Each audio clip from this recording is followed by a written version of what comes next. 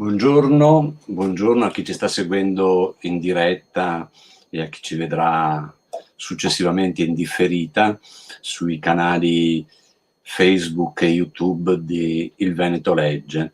Benvenuti a questo magazine che sarà una rubrica quindicinale che vuole accompagnare e dare conto di quello che succede in regione in vista della maratona di lettura che sarà il 30 settembre. La maratona di lettura Il Veneto Legge è un'iniziativa promossa dalla Regione del Veneto in collaborazione con AIB, l'Associazione Italiana Biblioteche Sezione Veneto, e l'Ufficio Scolastico Regionale e una serie di partner, editori, librai, che poi via via vi diremo. A condurre questa trasmissione sono insieme a Oreste Sabadin, che invito a comparire. Abbiamo dato... Eccoci, ciao Oreste. Il titolo, per quanto riguarda il titolo, vi lasciamo ampia scelta. Abbiamo messo 3 accenti sulla parola, per cui potete pronunciarlo all'inglese, quindi magazine, oppure alla veneta, e quindi mettere l'accento sull'ultima, magazine. Oreste suggeriva anche una versione orientale e quindi magazzin. C'è anche un accento sulla A che ci riporta invece a un saluto così di popolazioni dell'est, magazine. Scegliete voi quale scegliere. Potete scriverci, chi ci sta guardando può scriverci sia sul canale Facebook o sul canale YouTube, e noi cercheremo di rispondere. Sarà una piccola cavalcata tra interviste e notizie. Oreste, cosa dici? Cominciamo? Sì, si può iniziare. Io inizio con il mondo della scuola e in particolare con il professor Mario Tedesco dell'Ufficio Scolastico Regionale, che è uno dei partner principali insieme alla Regione del Veneto e all'Associazione Italiana Biblioteche Sezione del Veneto della Maratona di Lettura. Allora, apriamo questa nostra ricognizione con il mondo della scuola, l'Ufficio Scolastico Regionale. Prego.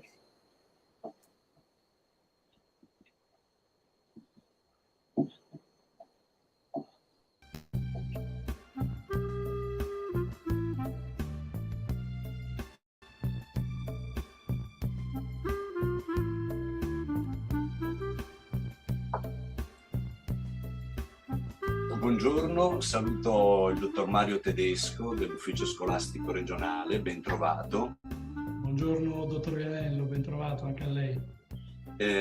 Si riprende anche quest'anno la maratona di lettura, siamo arrivati alla 6ª edizione e ci pare che anche per le scuole sia ormai un appuntamento consolidato.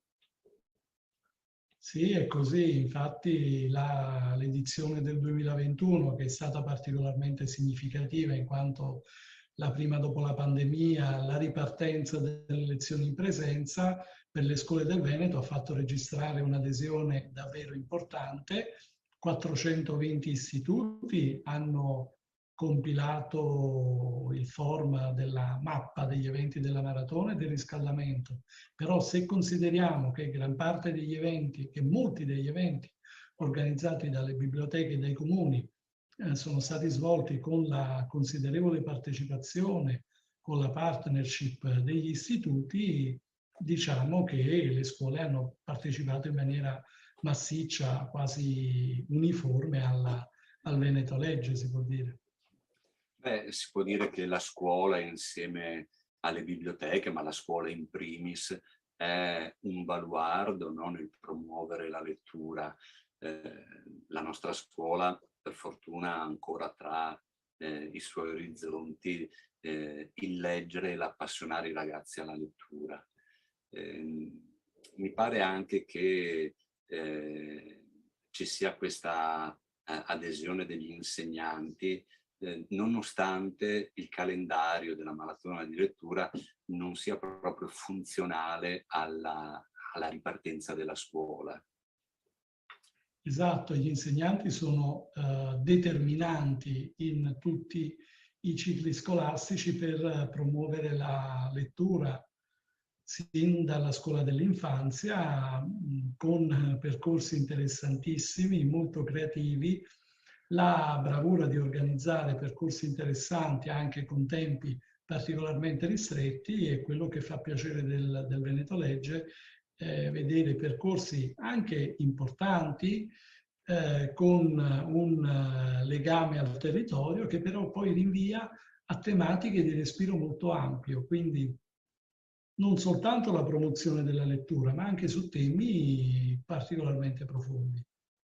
Beh, la bibliografia che ogni anno compiliamo, le biblioteche compilano, prevede delle sezioni dedicate sia alla fascia dei bambini più piccoli, la scuola dell'infanzia, e poi per tutti gli ordini di scuole, cercando di proporre delle letture, dei libri di qualità per ogni fascia d'età, cercando di accontentare tutti, nonostante a volte i temi, come dice lei, sono importanti, però si riesce a declinare la lettura di un tema anche alla scuola dell'infanzia, per dire. Esatto, e questo è il grandissimo talento dei tanti insegnanti appunto del Veneto, che riescono a porre in essere degli elementi di creatività, di sintonia rispetto a tematiche anche complesse, anche in segmenti dove apparentemente alcuni temi forse risulterebbero complessi per gli alunni o per i bambini. Invece il nucleo importante della partecipazione delle scuole del Veneto Legge è proprio quello costituito dal primo ciclo, infanzia e primaria, con addirittura interi plessi, quindi passiamo tutte le classi di un plesso della scuola primaria, per esempio, che sono mobilitati nella maratona anche con la scelta di letture non banali, quindi non quelle più agevoli della bibliografia proposta dal Veneto Legge. Quest'anno per fortuna il calendario c'è in qualche maniera amico, certo. La maratona di lettura accade il 30 di settembre, quindi c'è una settimana in più per prepararci. È nella microorganizzazione delle scuole, soprattutto per il primo ciclo, una settimana vuol dire molto. Perciò speriamo che le scuole possano sfruttare questa opportunità.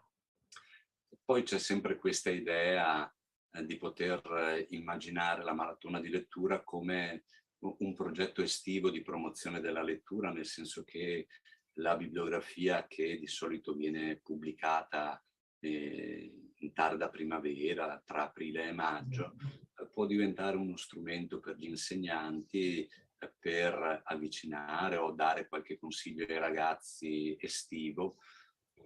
Come si dice sempre, l'estate è la stagione delle letture disordinate, però di tanto in tanto ci può stare anche un libro che poi ci tornerà utile per l'inizio dell'anno e la maratona di lettura.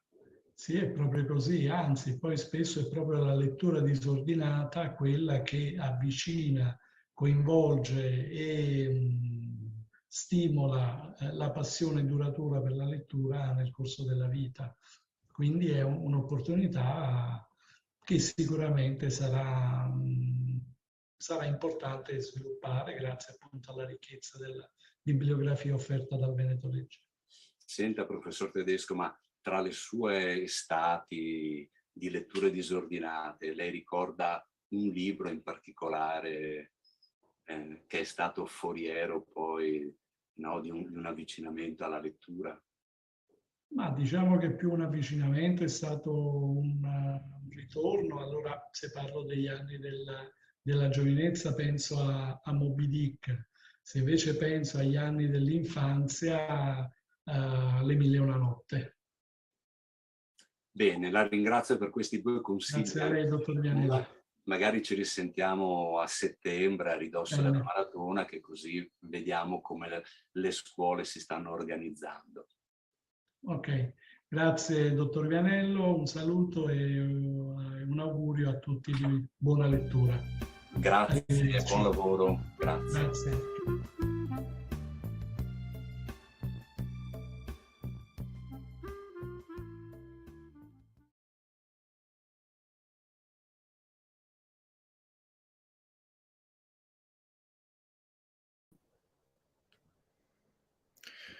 Benissimo, scuola come occasione di ampliamento delle possibilità delle letture, utilizzando la bibliografia della maratona. La bibliografia della maratona la potete trovare nel sito www.ilvenetolegge.it. In alto c'è un menu con scritto bibliografia. Si apre una pagina dove andare a prendere il file diviso per età, a cui hanno collaborato le biblioteche del Bellunese per quanto riguarda la bibliografia della letteratura sulla montagna, e quelle del sistema del Vittoriese invece per la collina. C'è anche una bibliografia dedicata a Dino Buzzati, di cui quest'anno corrono i 50 anni dalla morte. Ma le scuole hanno questo apporto molto importante per la riuscita della maratona, e non solo, ma una parte importantissima sia nell'organizzazione sia poi nella realizzazione la fanno le biblioteche. Allora ci spostiamo nel mondo delle biblioteche e andiamo a sentire cosa ci racconta Romina Franchin dalla biblioteca di Jesolo.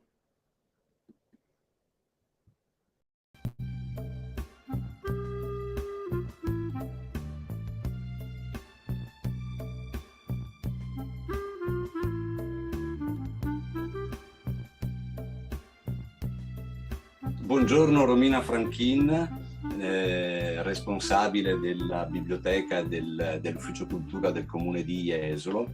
È iniziata la stagione turistica, ma sarà iniziata anche la stagione culturale. Come è iniziata?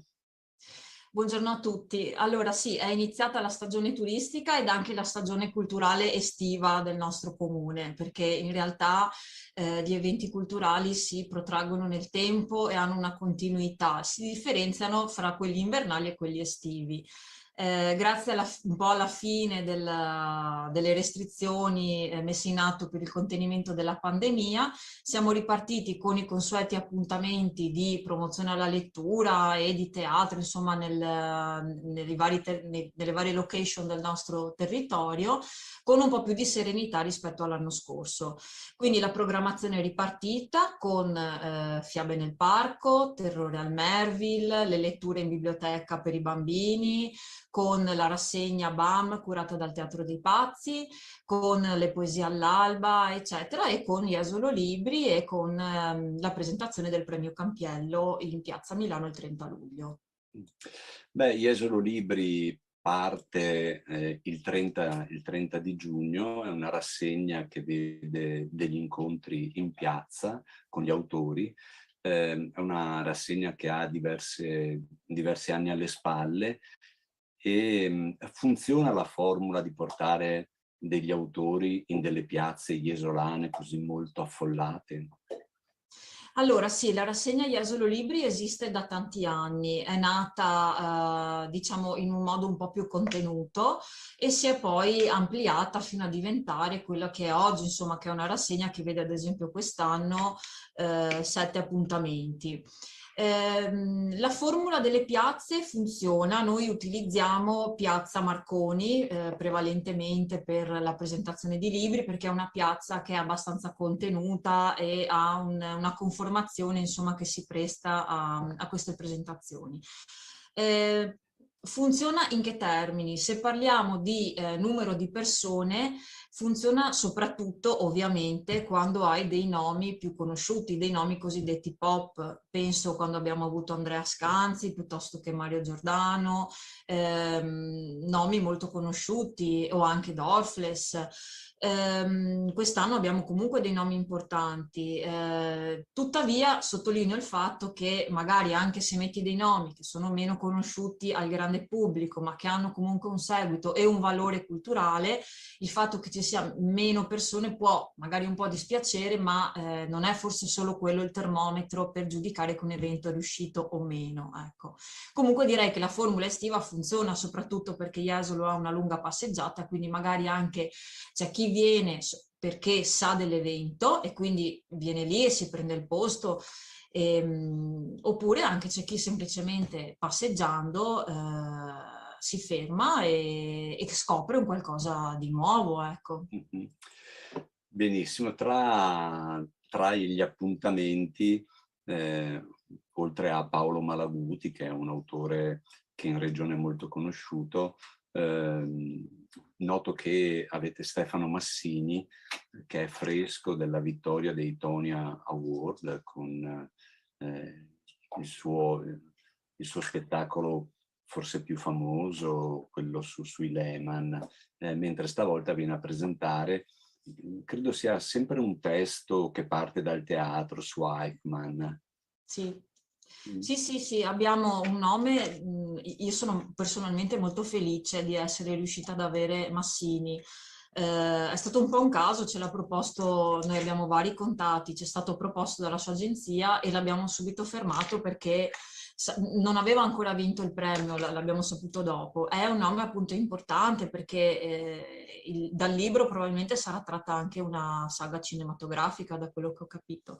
Sì, viene a presentare un libro che appunto è una sorta di dialogo, da quello che io non l'ho letto, però è un dialogo fra Hannah Arendt e Eichmann, quindi si rifà insomma alla banalità del male, ponendolo in una forma drammaturgica. Quindi insomma rimane un autore particolare. Io il libro sui Lehman l'ho letto, l'ho trovato veramente molto ben fatto e molto bello.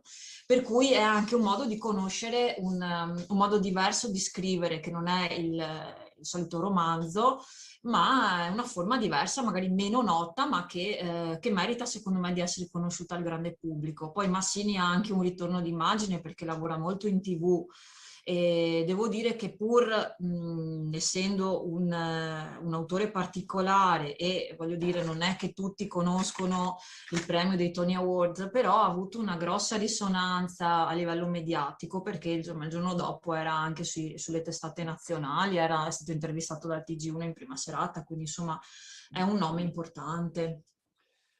Accanto a degli autori, diciamo, che scrivono libri, c'è anche Carlo Cottarelli, quindi un'incursione nell'economia. Come funzionano gli appuntamenti, diciamo, extra letterari?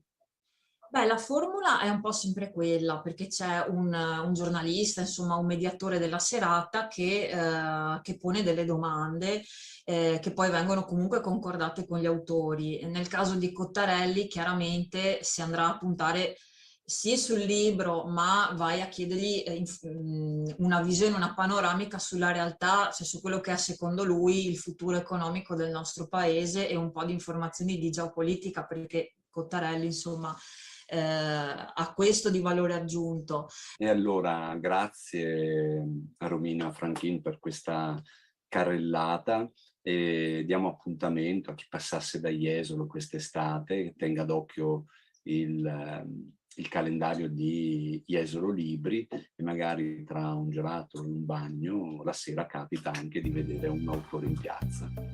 Grazie a voi, arrivederci. Un saluto.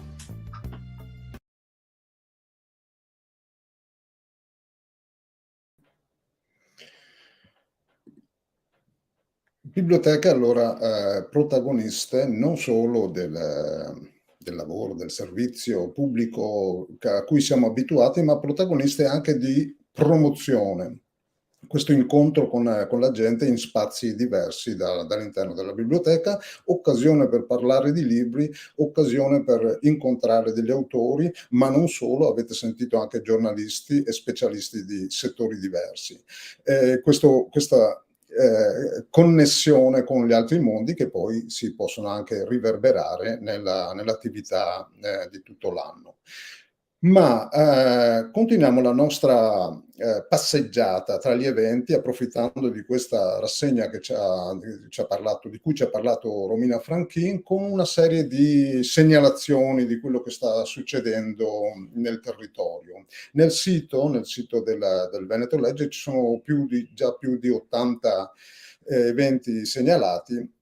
Se volete anche voi concorrere, potete farlo inserendo, vedete qui, c'è la schermata in alto a sinistra, dopo l'home, dopo la maratona c'è il riscaldamento. Aprendo questa pagina si accede al modulo da compilare in modo da avere anche il vostro appuntamento o i vostri appuntamenti diversi segnalati nella pagina, poi noi li condivideremo nella pagina Facebook. Ma facciamo una veloce ricognizione di quello che abbiamo così captato in questi giorni. Dal 24 giugno al 24 luglio si sta svolgendo Sorsi d'autore, la 13ª edizione della manifestazione organizzata dalla Fondazione AIDA con la Regione Veneto, l'Istituto regionale delle Ville Venete e l'Associazione per le Ville Venete, che insieme a incontri con personaggi della scena culturale italiana ci saranno anche degustazioni guidate di vini e non meno importante le visite agli edifici che ospitano questi eventi, che sono delle ville storiche.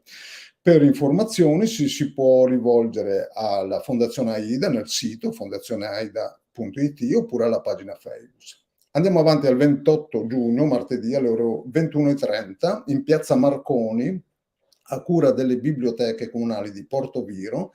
C'è una rassegna che ha un nome in dialetto, provo a dirlo dopo, se qualcuno di voi della zona può suggerirsi la pronuncia esatta. Sagà in piazza al Marti, cioè cosa c'è in piazza al martedì in italiano, e martedì 28 ci sarà il Piccolo Principe, è un reading di arte, danza e lettura dove sono coinvolti diverse realtà locali, scuole di danza, insegnanti, artisti vari. Proseguendo il martedì 29 giugno, sempre alle ore 18:30, ci sono gli incontri del Premio Campiello, questa volta a Vicenza al Teatro Olimpico, con la conduzione di Gianmarco Mancassola e Anna Zago. L'ingresso è libero con prenotazione obbligatoria e bisogna scrivere a info@baldalibri.it. Tutte le informazioni le potete trovare alla pagina Facebook del Premio Campiello nel sito. Cosa c'è qui? Ci sono la cinquina che fa il giro di conoscenza degli autori e questa volta nella cornice così storica del Teatro Olimpico di Vicenza. Proseguendo il nostro ricognizione, il 30 giugno invece alle ore 21 prosegue un ponte di libri della biblioteca e del comune di Ponte San Nicolò in provincia di Padova. Il 30 giugno ci sarà Paolo Malagutti che presenta il suo libro Il Moro della Cima, e invece il 7 luglio, sempre alle ore 21, sempre per un ponte di libri, Roberta Sorgato presenta il suo libro Prigioni. Sono in due posti diversi, sempre all'interno del comune di Ponte San Nicolò. Informazioni sulla pagina Facebook della biblioteca di Ponte San Nicolò oppure nel sito del comune di San Nicolò. Il giorno dopo, il 1 luglio 2022 alle ore 20:45, un incontro nell'ambito del premio Mario Bernardi. La presentazione del libro di Davide Drusian, Aveva mani grandi, fra Erasmo. Allora, il premio di poesia Mario Bernardi ha chiuso la presentazione dei testi entro il 31 maggio del 22, ma la premiazione sarà a ottobre. Durante questi mesi succederanno delle cose, delle presentazioni, magari ve ne daremo notizia successivamente. Il comitato scientifico ha indicato il tema di questa 7ª edizione in confini, che un po' confina, si associa anche a alcune parti dei temi della maratona, che sono appunto la montagna e la collina, intese come confine, come separazione, ma anche come luogo di incontro, come luogo di riunione. tutte le informazioni sul premio Mario Bernardi su un sito che si chiama proprio premiomariobernardi.it. Proseguiamo la nostra rassegna con sabato e domenica 3 luglio dalle 11 alle 24 a Somma Campagna, a cura del Comune, in provincia di Verona, Finks Comic, Sagra dei Fumetti e Festival della Letteratura Fantasy. Fumetti, libri, concerti, autori, scrittori e illustratori di tutto nella splendida cornice di Villa Venier. È una sagra di fumetti e festival della lettura fantasy che, come dicono loro, si uniranno in un mix esplosivo, quindi bang, come direbbe il topolino dei fumetti di Rodari. Proseguiamo con l'ultima segnalazione. Dal 4 luglio nel comune di Campodarsego, a cura della biblioteca, il Librobus 2022. Il Librobus, biblioteca itinerante, dove si può prendere in prestito libri, si può assistere a delle letture, a partecipare a dei laboratori, con Carlo Corsini e Francesca Botte. Il servizio è gratuito, le informazioni in biblioteca oppure nella pagina Facebook della biblioteca di Campodarsego in provincia di Padova. Con questo evento chiudiamo le segnalazioni, ricordiamo la possibilità di inserire gli eventi nella sezione riscaldamento del sito Il Veneto Legge per partecipare alla maratona di lettura Il Veneto Legge 2022. Grazie per l'attenzione. Ecco, Livio Veneto. Grazie Oreste per questa carrellata. Devo dire che è sempre sorprendente, forse per alcuni, per altri un po' meno, la ricchezza di proposte che girano intorno in questo momento alle biblioteche, soprattutto perché le scuole sono chiaramente chiuse, ma intorno alle biblioteche, intorno ai comuni e quindi agli uffici cultura dei comuni, le iniziative che popolano le piazze dei nostri paesi, delle nostre città, non solamente con eventi spettacolari, ma anche con iniziative di approfondimento, gli incontri con gli autori. Ritorniamo adesso a fare una ricognizione nel territorio, andiamo alla Riviera del Brenta, dove c'è un'esperienza di un piccolo festival, credo sia la seconda, la terza edizione, ce lo diranno forse loro, 5 donne in cerca d'autori.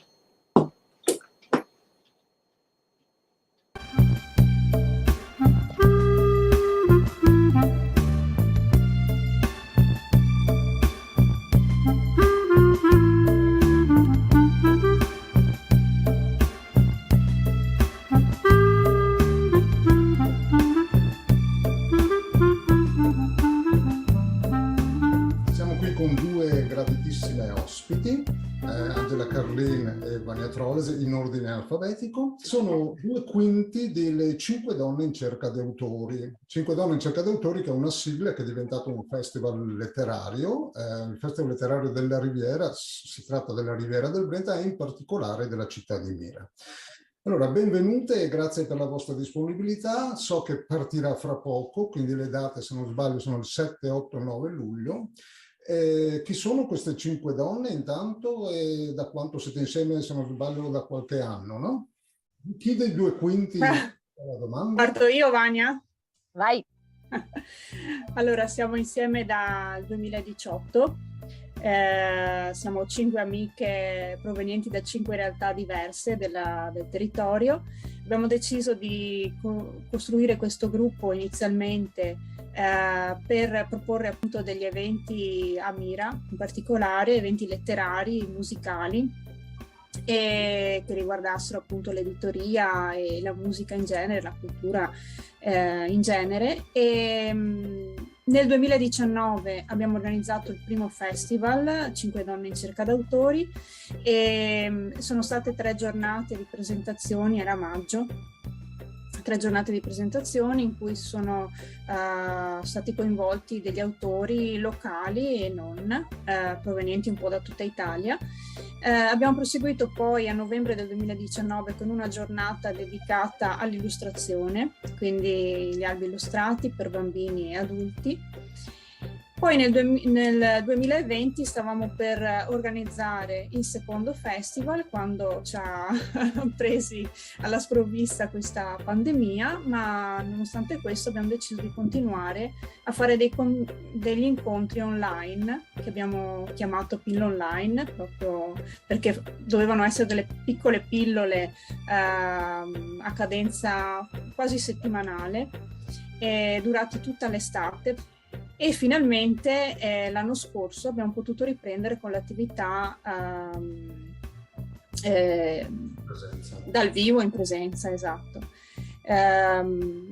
Quest'anno riproponiamo il format, quindi il Festival delle 5 donne in cerca d'autori, il 7, 8, 9 luglio. Mi sono dimenticata di dire che l'anno scorso è nata l'associazione, è nata vera e propria l'associazione 5 donne in cerca d'autori. Senti, passiamo la parola a Vania Trolle, perché vedo che è in una location abbastanza particolare. Ci puoi dire di dove sei, da dove ci parli? Allora, io sono a Praga e sono davanti al museo Franz Kafka e ho detto, quale migliore occasione e luogo da cui collegarsi per questo momento. Poi non l'ho ancora visto il museo, quindi vi saprò dire dopo, in futuro, però intanto... Insomma, è una città magica, una città speciale che ha tanti personaggi. Questo è uno di loro. Tra l'altro un personaggio, insomma, che tanti conoscono della letteratura mondiale, ma insomma, che viveva tra l'altro una dicotomia, perché era nato a Praga, ma insomma scriveva in lingua tedesca, insomma un europeo, quindi è affascinante anche come figura. Mi racconterai. Senti, Sì, vi racconterò. Entrando nel programma del festival, che sono vari incontri con vari autori, ci potete dire qualche appuntamento? Spaziamo uomini e donne, autori conosciuti e meno conosciuti, i temi e i generi sono anche diversi e quindi insomma ci piace sempre collegare e cucire assieme temi, persone diverse. Bene, allora Angela Sì. Ma soprattutto anche dove si svolge questo fisicamente? Allora, fisicamente si svolgerà all'ex oratorio di Villa dei Leoni, quindi è la chiesetta proprio vicino alla villa. I posti sono pochi a sedere e essendoci ancora, diciamo, il Covid presente, chiediamo di poter prenotare il posto a sedere se qualcuno vuole venire. E la prenotazione verrà fatta attraverso l'email che è festivallibrimira@gmail.com. Oppure se avete uno dei nostri contatti, contattateci direttamente, insomma, non è un problema. Il programma è molto ricco, appunto partiamo da Hervas che ha scritto La giustizia non è una pallottola, un libro appena uscito, proprio ancora caldo di uscita, e poi c'è Sonia Sacrato che ha scritto un giallo, si intitola La mossa del gatto, uscito con Newton Compton, Michelangelo Rossato che presenterà Favola di amore e psiche, edito da Arca, e poi c'è Walter Lazzarin che ci racconterà storiacce sparse sul sentiero storico. Walter Lazzarin è un autore molto particolare perché scrive tautogrammi, che sono componimenti in cui lui utilizza parole che iniziano tutti con la stessa lettera, e ha scritto per esempio un libricino molto piccolo ma molto simpatico che si intitola 21 vicende vagamente vergognose, e per ogni lettera dell'alfabeto c'è un piccolo racconto. Poi c'è Veronica Pacini con il suo libro Il corpo della femmina, edito da Fandango. E poi c'è una presentazione del libro dedicato a Gino Strada, e poi Tersite Rossi. Tersite Rossi è un collettivo, sono due autori che scrivono a quattro mani, quindi è un autore molto, come dire, interessante, no? Un modo di scrivere, scusa, molto interessante con a quattro mani, perché i loro libri sono, come dire, è difficile capire che si tratta di due persone che scrivono. Trovate tutto nella nostra pagina Facebook, 5 donne in cerca d'autori, quindi trovate tutto il programma, gli orari, le date, eccetera, come prenotarsi. Certo, sentite, allora siamo in così, nella fase di riscaldamento della maratona, approfittiamo di Vania Trolese, che è anche un assessore alla cultura a Camponogara. Benissimo. Allora, il Maratona della Lettura è un amministratore, abbiamo l'occasione di parlare un attimo della maratona. Ci sono degli eventi in programma, ci state lavorando? Allora, con diciamo le iniziative ufficiali ci stiamo un po' muovendo. Adesso avremo modo di organizzare qualcosa nei prossimi mesi. Vorremmo concorrere al bando Città che legge, che è quello insomma indetto dal Ministero. Ad aprile abbiamo dedicato una maratona proprio alla giornata del libro, inserendo temi cari anche alla città di al paese di Camponogara, e vorremmo continuare magari anche aderendo ufficialmente poi all'iniziativa bellissima proposta dalla Regione Veneto. Ci tenevo però a precisare due cose, perché le istituzioni fortunatamente insomma in questi anni si stanno un po' muovendo, e quindi un grazie al Comune di Mira che insomma ci aiuta, ci ha aiutato e col quale continuiamo a collaborare, e quindi anche alla Regione Veneto e al Ministero. Chissà che queste iniziative diventino proprio delle tradizioni che si radicano, no? nel territorio e nella voglia di uscire delle persone. E poi volevo ricordare velocemente, qui con voi, insomma, collegate, ci sono Angela e Vania, ma le altre 3 donne, che sono Rosanna, Arianna, Valentina.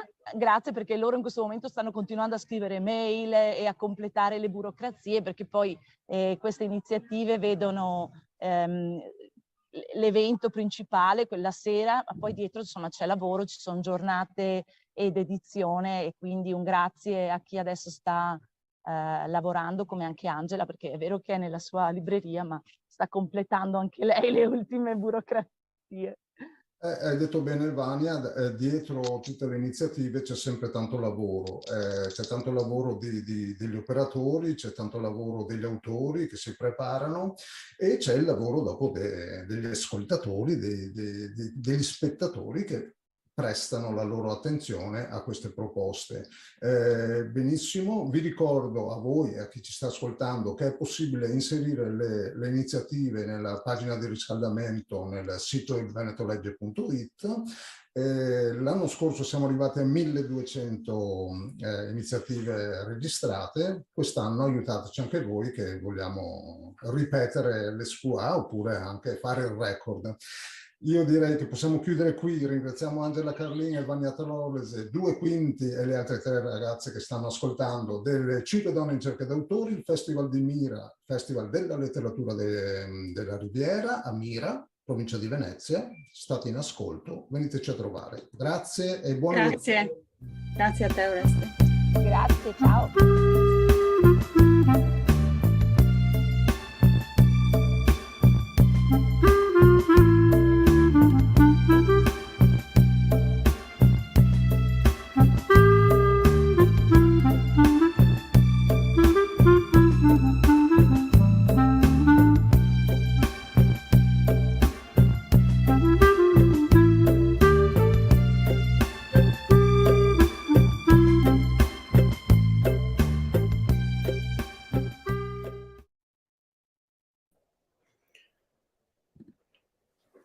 Collaborazione, come avete sentito, 5 donne che si mettono insieme da realtà diverse, collaborazione con le istituzioni, collaborazione con gli operatori. Tutto ciò aiuta ad ampliare, insieme alle cose che avevamo sentito prima, le biblioteche che fanno il loro lavoro di servizio, di prestito dei libri, di punto di riferimento, ma anche come punto di riferimento, come organizzazione, concorre alla riuscita non solo della maratona, ma anche di questa volontà di diffondere la cultura del libro e della lettura. Cultura del libro e della lettura è uno delle realtà importanti della filiera del libro, sono gli editori. Gli editori, e allora per questa puntata siamo andati a sentire Sime Book. Allora sentiamo cosa ci racconta l'editore di questa realtà del Trevigiano.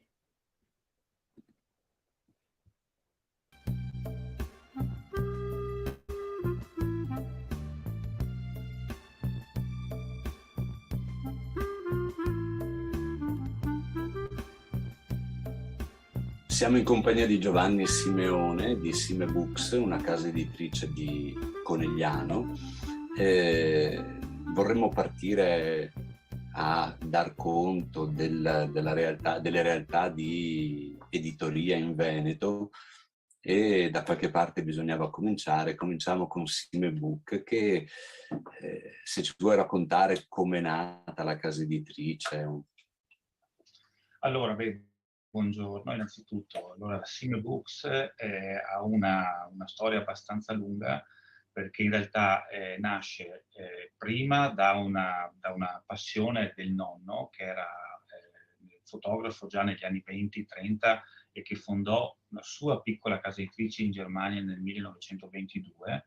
Casualmente quest'anno faremo i 100 anni di questa occasione, anche se la casa editrice era una casa editrice tedesca, mentre poi, che ha dato seguito a una specie di stirpe familiare legata più alla fotografia che ai libri inizialmente, in cui anche poi mia madre ha fatto la fotografa. Anch'io sono nato come fotografo e fino agli anni, diciamo, 2010 ci siamo occupati esclusivamente di fotografia. E già nel momento in cui è nata la prima sezione, allora Sime Books, come vedete dal nome, si chiama Sime e Books, Sime da Simeone ovviamente, dal nostro cognome, ma la prima azienda si chiamava Sime Foto, che tuttora esiste, e che è l'archivio fotografico, e grazie alle foto mie, di mia mamma e poi di altri fotografi, è cresciuta dagli anni 90 fino ad adesso a essere una delle agenzie fotografiche dedicate alle foto di paesaggio e di promozione del territorio, tra le più rinomate, voglio dire, in Italia, in Europa. Adesso non voglio parlare troppo bene di me stesso, però diciamo è una realtà abbastanza consolidata. Lavoriamo con i più grandi giornali del mondo, con le più grandi case editrici, da Lonely Planet al National Geographic Traveler e via dicendo.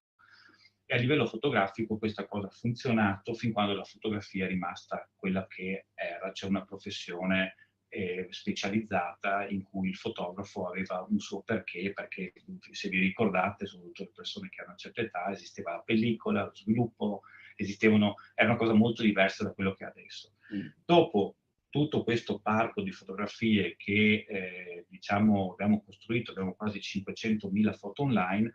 Nei primi anni 2000, con l'avvento del digitale, si è un po' sgretolato quel mondo. Ci siamo accorti di avere in casa un patrimonio unico di fotografie, soprattutto, ripeto, paesaggio, città, arte e via dicendo, e abbiamo detto, lavoriamo con le case editrici, ma siccome queste sono sempre meno che producono un certo tipo di qualità, perché non farlo noi? E siamo partiti con una casa editrice, l'attuale Sime Books, intorno al 2010, prima per gioco, e poi è diventata sempre una cosa più seria, attualmente la cosa più importante del mini gruppo che siamo qui come agenzia fotografica e anche casa editrice. Beh, dal punto di vista così tecnico, è una casa editrice che sta nel tempo in qualche maniera, nel senso che il social che va per la maggiore è un social che ha come centrale l'immagine fotografica, ma l'immagine diciamo tout court, quindi il vostro essere casa editrice di fotografia vi mette proprio al centro in qualche modo anche di un dibattito, forse, non so se c'è un dibattito. Il dibattito non è poi così sviluppato, però è assolutamente corretto. La centralità della fotografia è incredibile.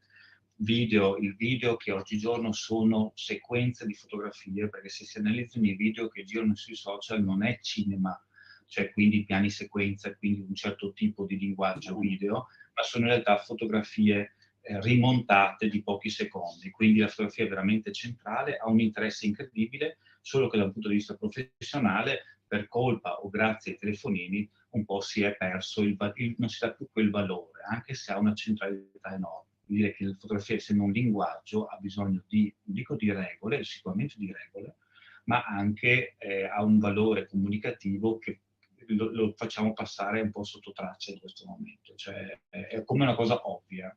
La cosa che dicevamo l'altro giorno è proprio esemplare, cioè se noi scriviamo una parola con un errore, è un errore ortografico dove la maestra ti metteva un voto in meno piuttosto che una bella striscia rossa, dici no, è un errore.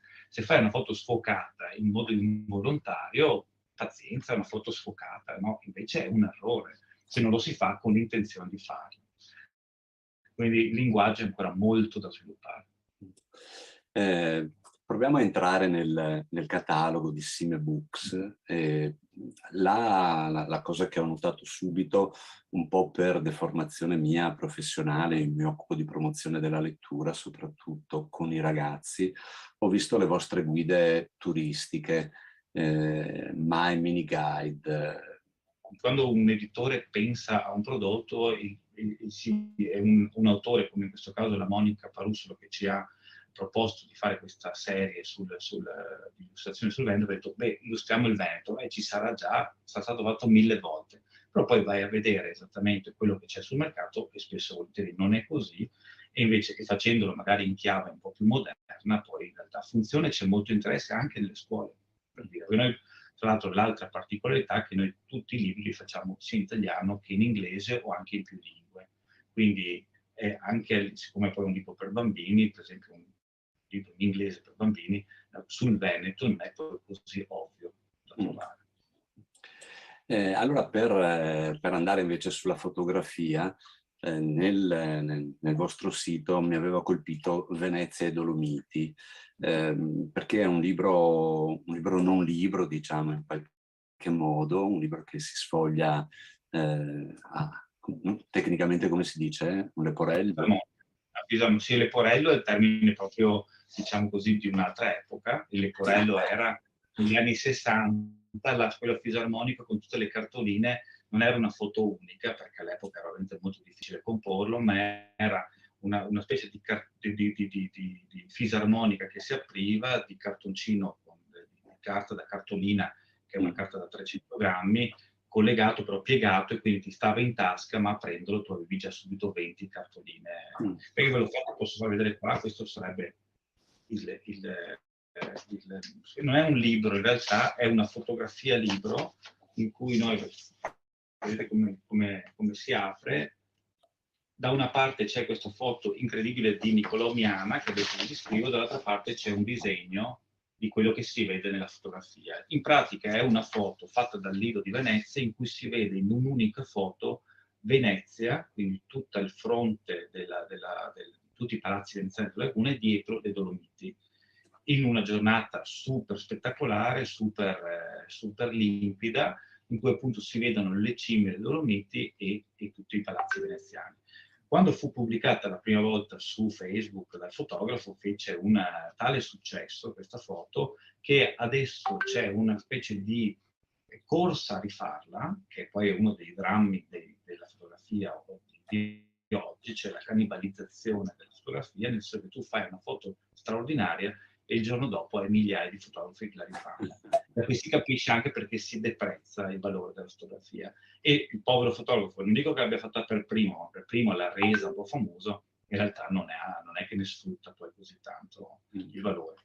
Noi abbiamo deciso di pubblicarla perché è una cosa molto particolare, e abbiamo prodotto questo, anche questo, che è stato esaurito, lo stiamo ristampando. Devo dire sinceramente, come editore, che all'inizio non immaginavo che lo potessimo vendere così velocemente, ma la testimonianza è che la fotografia è una cosa comunque sentita, chiunque lo vede rimane un po' a bocca aperta, anzi la maggior parte ci dice ma è un fotomontaggio. In realtà è una fotografia vera, perché chiaramente nessuno si aspetta di vedere così bene, col teleobiettivo, le Venezia. C'è un'altra collana che ho notato nel vostro sito, quei quaderni che si possono sfogliare, ma anche in qualche maniera invitano all'azione, al disegno, oppure all'appunto scritto. Non ricordo. Sì, sono li chiamiamo journals, perché il journaling, soprattutto negli Stati Uniti, è proprio un'attività che in Italia abbiamo meno, ma che è molto interessante, quello di annotare giornalmente quello che accade, piuttosto che idee, piuttosto che illustrazioni, disegni, ed è proprio un'attività molto, tra l'altro sta tornando molto di moda nei paesi anglosassoni, cioè di scrivere invece che soltanto notare sul telefono le cose, di scrivere per ricordarsi anche soltanto pensieri, anche solo dei disegni. E infatti quelli che sono i notebook, ovvero i taccuini classici, che sono vuoti, diciamo che sono delle pagine bianche, sono una cosa che usano tutti quanti. Allora noi, essendo fotografi, abbiamo detto non possiamo fare un taccuino bianco, e lo ci siamo inventati, ve lo mostro qui un attimo, ci siamo inventati, questo dedicato a Venezia, un taccuino in cui ci si alternano pagine bianche con fotografie. E proprio perché, essendo dedicato a Venezia, il tema è Venezia naturalmente, e sono proprio degli spunti dei giornalini, diciamo, dei taccuini, che devono essere gli spunti per motivare da un lato a annotarsi, scrivere, disegnare, con però degli stimoli che poi sono le fotografie e i piccoli aneddoti che ci sono dentro. Benissimo, allora io ringrazio Giovanni Simeone per il tempo che ci ha dedicato e invito chi ci sta ascoltando, vedendo, di andare quantomeno nel sito, no? www.simebook.com per vedere un po' anche le altre proposte, quelle che esulano dal territorio veneto. Per dire, sempre navigando in rete, sono rimasto molto colpito dal volume dedicato ai pupi siciliani, anche quello con delle immagini che bucano in qualche modo, per cui una piccola navigata online e poi naturalmente in libreria. Naturalmente, in libreria sempre comunque Sempre. siamo presenti. Sì, perché è un luogo unico in cui si può anche toccare, vedere, no? Ha un'esperienza veramente differente da quello che è online. Però anche se oggigiorno le due cose devono convivere, e sperando che le librerie, magari rinnovandosi, rilanciandosi, possano tornare a essere quel luogo di aggregazione, o anche di luogo sono delle sorgenti, dovrebbero essere delle sorgenti di idee, quindi non possono essere soltanto degli scaffali con dei libri, ma dovrebbe essere qualcosa in più. Ma speriamo che ci sia un movimento. A proposito, proprio per concludere, ma il discorso sugli editori veneti, se mi è permesso questa piccola cosa, sarebbe veramente interessante lanciare un'idea di creare uno spazio all'interno di ogni libreria sul territorio veneto dedicate ai contenuti legati del territorio. In alcune librerie già ci sono, però secondo me adesso sarebbe un'occasione unica per noi editori veneti sviluppare questo spazio in maniera, non dico interattiva, però che sia più interessante, magari fotografie piuttosto che testi, però dedicare proprio, non dico una stanza che sarebbe il massimo, però proprio una parete all'editoria veneta, non solo per supportarla, ma anche perché siamo sempre di più alla ricerca di contenuti che non siano ovvi, che non siano sempre quelli online che troviamo su Amazon piuttosto che su grandi gruppi, e potrebbe essere un'idea anche quella che la regione promuovesse questo progetto, perché sarebbe veramente interessante. E sì, potrebbe interessare a tutti, non soltanto gli editori, ma le librerie e anche poi il pubblico.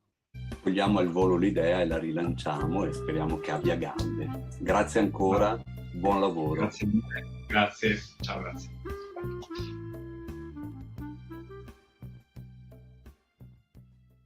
Il dibattito è giustissimo, perché la fotografia è un linguaggio. Entrare in una casa editrice è sempre una cosa interessante. Sarebbe bello essere stati lì di persona e non solo virtualmente, per prendere in mano questi libri, toccarli e sentire la qualità della carta, anche questi formati diversi, tenerli e vederli da vicino, sperimentare. Molto interessante il discorso sul linguaggio che faceva Simeone, il linguaggio delle immagini, della fotografia, di come non sempre vengono prese in considerazione le professionalità, in questo caso dei fotografi. Vi ho fatto l'esempio delle parole sbagliate e delle immagini sfocate, ma anche della possibilità di unire queste cose, di dare importanza una all'altra, di farsi di fare delle associazioni e di valorizzare di volta in volta i linguaggi diversi, no? Allora, dagli editori passiamo invece adesso a un autore che è anche un artista, e per una sua presentazione di un libro parliamo con Antonio Catalano.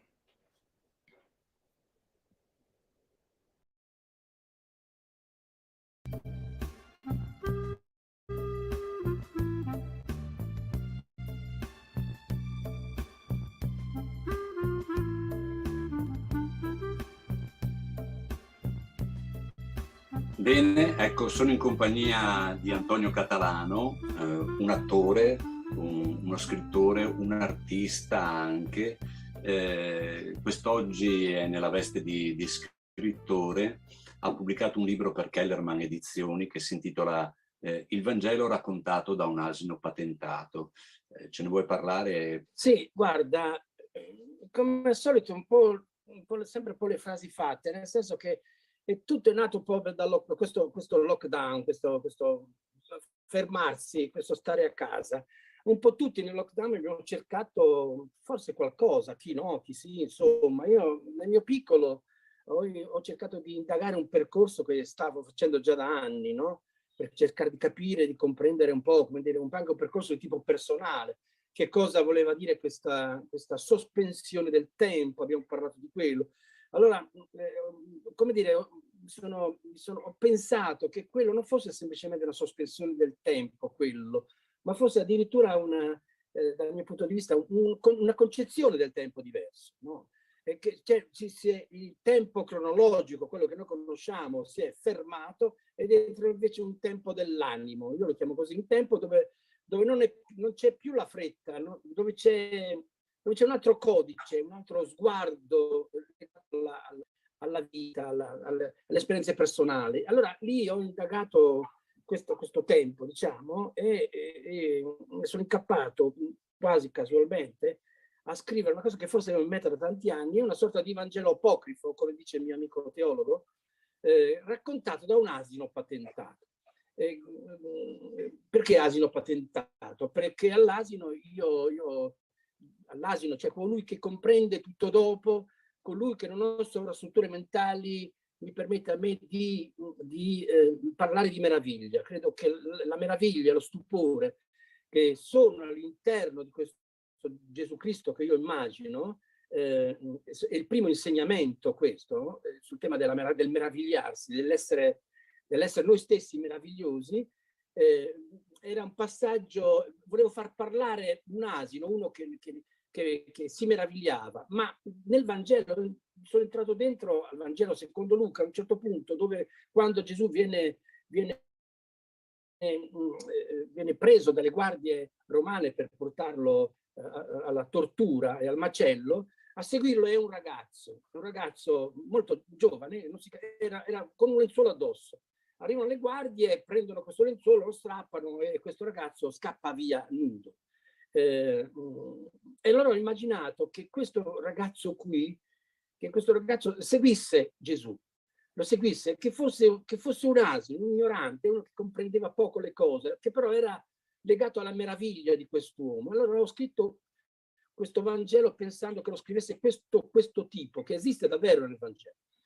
Ecco, questo è un po' il taglio che ho voluto dare. Ma l'altro taglio che ho voluto dare è quindi di trovare una umanità profonda, quasi che si stacca dall'immagine iconografica del Cristo rappresentato nelle chiese. C'è una piccola barzelletta divertente che dice che Buddha incontra Cristo e gli dice: guarda come mi hanno fatto, grande e grosso. E Gesù gli risponde lasciami perdere, che a me mi hanno fatto alto, biondo con gli occhi azzurri.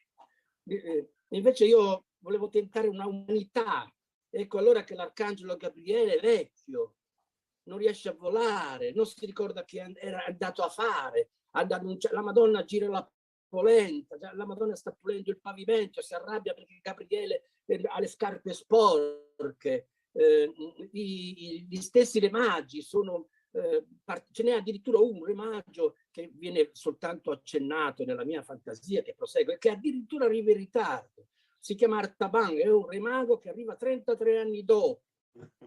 Perché questo? Perché lungo la strada si ferma a curare le persone, a donare i doni che doveva dare a Gesù. Però è colui che vede Gesù che risorge, è l'unico, non vede la nascita ma risorge. Allora ecco, ho cercato anche con un mio amico sacerdote, teologo, che abbiamo discusso molto di questa cosa, di renderlo più carne, più povero, se Gesù è un risvegliato, è colui che risveglia, è un Gesù orientale in qualche modo, che si avvicina a Buddha. E poi l'altro elemento che ci ho messo, un altro elemento che è sempre simile ma importante, è che questo sguardo che ho messo nell'introduzione mi sono inventato San Francesco che mi appare in sogno, mi legge l'introduzione, mi detta l'introduzione. Mi appare San Francesco perché San Francesco è l'altro apostolo, l'altro straordinario personaggio, uomo che ha creduto profondamente in una figura altra di Cristo.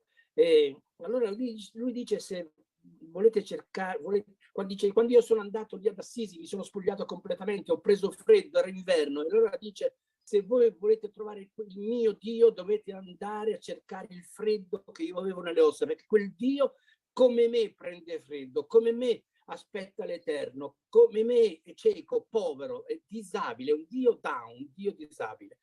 E per finire, il discorso è molto complesso, insomma, per finire ti voglio leggere questa piccola cosa di Rossellini, che mi ha colpito perché nella risurrezione ci metto questo aspetto, che dice questo, dice: tutti aspettano la venuta di un Messia potente e glorioso che liberi il popolo di Israele dall'oppressione dei Romani.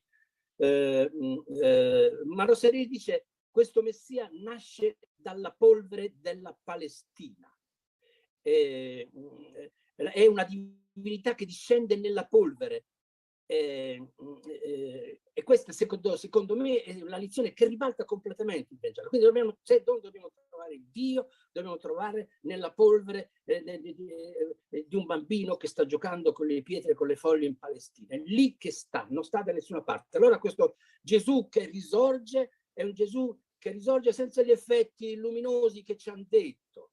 Tossisce, pieno di polvere, pieno di dubbi, non sa che fare dopo che è risorto.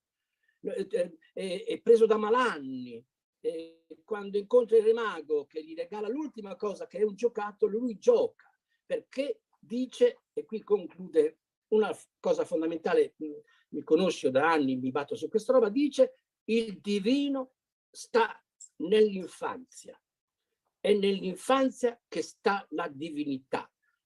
Noi dobbiamo attraversare la nostra vita pensando probabilmente che l'infanzia sia il luogo che dobbiamo preservare dentro di noi affinché si protegga quel sacro e quel divino che noi abbiamo nella nostra vita, che non va cercata al di là in un altrove, va cercata nel quotidiano. Rendere il quotidiano sacro, rendere il quotidiano una sorta di rito quotidiano. E quando parlo di rito penso a uno sciamano comico, che è uno sciamano innamorato, che quando fa una bella pasta o delle uova per l'innamorata, quella pasta e quell'uovo fritto semplice è una cosa straordinaria, perché ci mette dentro quella roba che noi stiamo perdendo, che è la passione, che è l'innamoramento della vita. E alla fine dice: se noi seguiamo questo percorso dell'unità infantile, noi dobbiamo dirci senza presunzione che noi siamo meravigliosi, che noi siamo cattedrali. Questo dice. Benissimo, e allora su questo essere meravigliosi ci diamo l'appuntamento a Vittorio Veneto mercoledì 29 al Parco Papadopoli. Farai delle altre presentazioni? Sì, guarda, vorrei invitare a leggere proprio vedere proprio questo testo raccontato da me a Polcenigo, mi dicono che nel lontano Vittorio Veneto, alle ore 19 sabato a Polcenigo. Se venite io sarò lì a raccontare tutta questa storia. Per cui se qualcuno perdesse la presentazione di Vittorio Veneto il 29, la recupera il 1° di luglio a Polcenigo.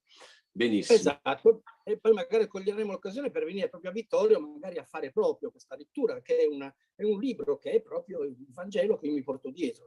Durante la presentazione leggerai anche qualche brano dal libro? Ma sì, normalmente faccio così, racconto, poi dopodiché per semplificare dei tratti, dei momenti, no? Dal discorso della montagna fino ad arrivare al miracolo di Lazzaro, alcuni frammenti che vorrebbero dare anche questo senso anche di sorriso, perché fa anche sorridere, perché ancora una volta attraverso il sorriso, la lievità, cioè me lo insegni, passa la meraviglia, le persone serie fanno ridere, insomma, fanno sorridere, insomma, siamo capiti.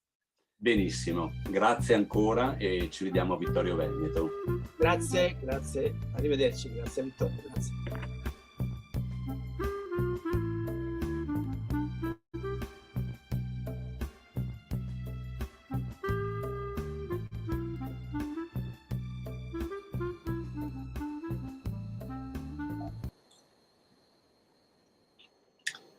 Rieccoci, stiamo arrivando alla fine di questa prima puntata di Magazine, ecco. Decidete voi come chiamare questa rubrica. E abbiamo incontrato degli editori, dei bibliotecari, abbiamo incontrato il mondo della scuola. Per chiudere il cerchio incontriamo anche un libraio e quindi andiamo a Mestre con dei consigli di lettura della libreria Giralibri.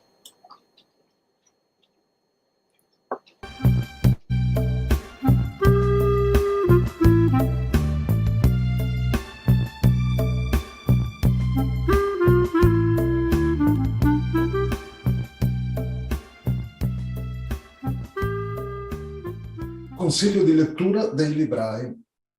Sentiamo cosa ci propone Jacopo Bressan della libreria Il Giralibri di Mestre.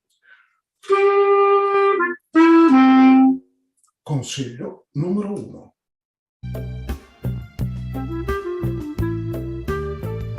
Buongiorno, sono Jacopo della libreria Il Giralibri di Mestre e in occasione della maratona di lettura ho il piacere di consigliare La felicità del lupo di Paolo Cognetti, ultimo romanzo di Paolo Cognetti che prosegue nella scia montana, intrapresa prima con Ragazzo Selvatico, poi con l'acclamatissimo vincitore anche del premio Strega Le 8 montagne e poi con Senza mai arrivare in cima. Nella felicità del lupo abbiamo Fausto, protagonista milanese che in seguito a una delusione amorosa decide di ritrovarsi nei sentieri della sua infanzia.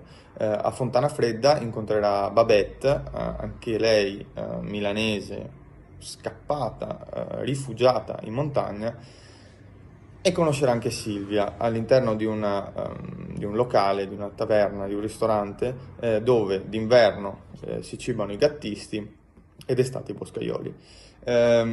Una delle tematiche ormai classiche e care a Paolo Cognetti, che nasce come scrittore di racconti e poi diciamo ultimamente si dedica al romanzo ambientato in montagna, è proprio l'unione tra una persona come lui è nata in città e la meraviglia della montagna. Una lettura a cui io sono particolarmente affezionato, la sua, non esclusivamente di questo romanzo ma di tutti, perché mi rappresenta in pieno in quanto abitante di città e amante di montagna.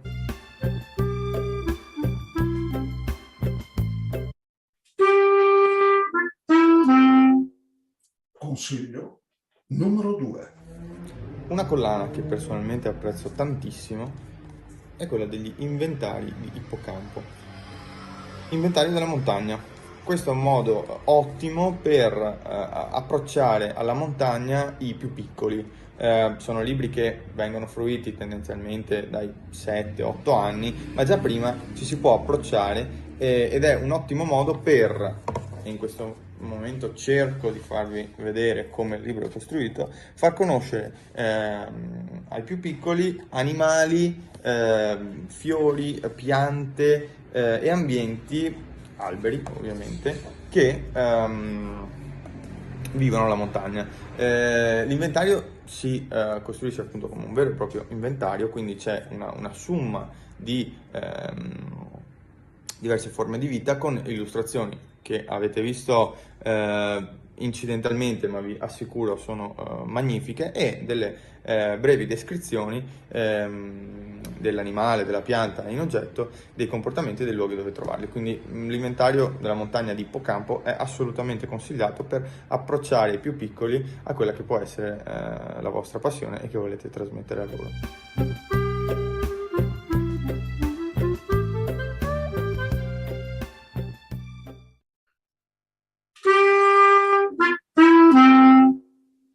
Consiglio numero 3. Dalla montagna scendiamo di qualche metro di altitudine e ci spostiamo in collina, nello specifico nel Col Vettoraz, tra le vigne del Cartize, dove vi propongo L'Osteria senza oste di Alberto Raffaelli. L'Osteria senza oste è un libro dalle tinte gialle, un giallo, che però racconta un luogo iconico, un'osteria senza oste per l'appunto, che vale assolutamente la pena di visitare nel caso non la si conosca, e dove chi già la conosce è impossibile non tornare. Con questo libro Alberto Raffaelli riesce a mescolare ai toni gialli anche una storia d'amore, personaggi caratterizzati e che rendono la narrazione assolutamente coinvolgente e che ci portano soprattutto in un luogo magico dove poi sul fondo scorre l'acqua del Piave.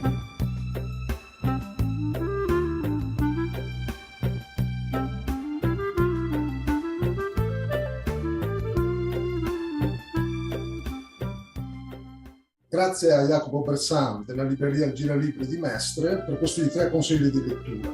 Auguriamo a tutti buona lettura e arrivederci per il maratona di lettura del Veneto Legge 2022.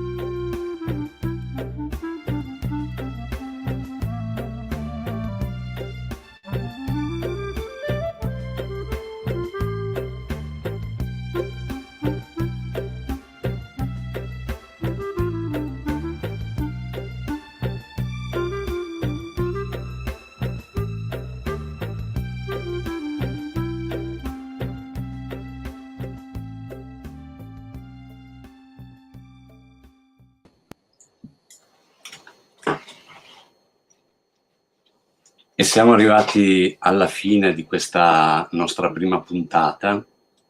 Vi invitiamo, se avete voglia, se avete notizia di iniziative che organizzate o fruirete come spettatori, di scriverci all'indirizzo ilvenetolegge@gmail.com, e nel corso delle prossime puntate cercheremo di dare conto di quanto succede in regione nell'ambito della promozione della lettura. Invito anche Oreste Savadin per un ultimo saluto e ci diamo appuntamento a martedì 12 luglio. Speriamo che qualcuno ci sveli la pronuncia rodigina, che cosa succede di martedì, no? Che nella piazza di Porto Viro.